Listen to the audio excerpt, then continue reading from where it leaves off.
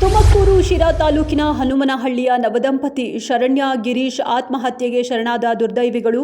ಯಾರೂ ಇಲ್ಲದ ವೇಳೆ ಮನೆಯಲ್ಲಿ ನೇಣಿಗೆ ಶರಣಾದ ಶರಣ್ಯ ಪತ್ನಿ ಆತ್ಮಹತ್ಯೆ ವಿಚಾರ ತಿಳಿದು ಗಿರೀಶ್ ಸಹ ನೇಣಿಗೆ ಶರಣು.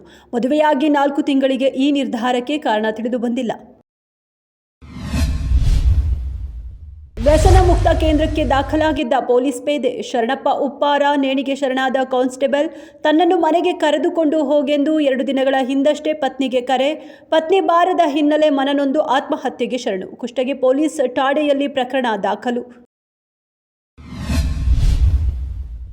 ಈ ಬಾರಿಯ ದಸರಾ ಮಹೋತ್ಸವಕ್ಕೆ ಕಂಬಳ ಆಯೋಜನೆ. ಮೈಸೂರು ಸಾತಗಳ್ಳಿ ಬಳಿ 20 ಎಕರೆ ಜಾಗ ಸಮತಟ್ಟು ಕೆಲಸ. 6 ಎಕರೆಗೂ ಹೆಚ್ಚು ವಿಸ್ತೀರ್ಣ ಹೊಂದಿರುವ ಬೃಹತ್ ಕೆರೆ. ಜೀವಂತ ಕೆರೆಯ ಮಣ್ಣು ಹಾಕಿ ಸಂಪೂರ್ಣ ಮುಚ್ಚಲಾಗುತ್ತಿದೆ. 150ಕ್ಕೂ ಹೆಚ್ಚು ಬೃಹತ್ ಮರಗಳು ಕಡಿಯಲು ಸಿದ್ಧತೆ. ಪ್ರವೀಣ್ ನೆಟ್ಟಾರು ಹತ್ಯೆ ಪ್ರಕರಣ ಸಂಬಂಧ ಎನ್ಐಎ ಮತ್ತಿಬ್ಬರು ಪ್ರಮುಖ ಆರೋಪಿಗಳನ್ನು ಬಂಧಿಸಿದೆ. ಸೋಮವಾರಪೇಟೆಯ ಅಬ್ದುಲ್ ನಾಜೀರ್, ಬೆಳ್ತಂಗಡಿ ನೌಶಾದ್ ಬಂಧಿತ ಆರೋಪಿಗಳು. ಈ ಪ್ರಕರಣದಲ್ಲಿ ಬಂಧಿತರ ಸಂಖ್ಯೆ 24ಕ್ಕೆ ಏರಿಕೆ.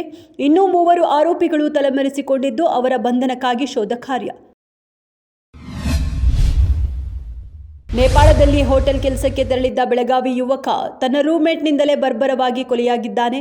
ಸಾಹಿಲ್ ಶವವನ್ನು ಭಾರತಕ್ಕೆ ತರುವಂತೆ ಕುಟುಂಬಸ್ಥರು ಸರ್ಕಾರಕ್ಕೆ ಮನವಿ.